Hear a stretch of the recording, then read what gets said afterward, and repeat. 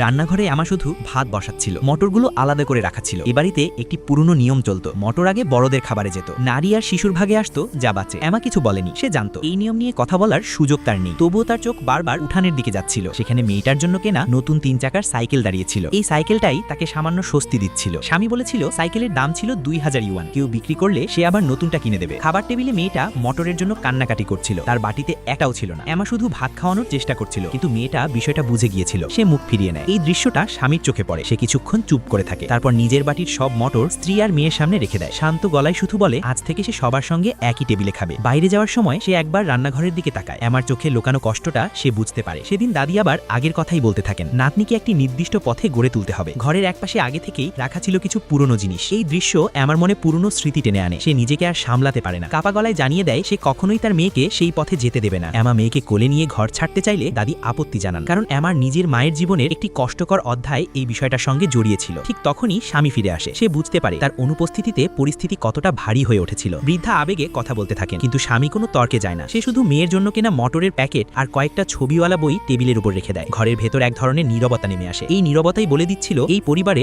আর সবকিছু আগের মতো থাকবে না।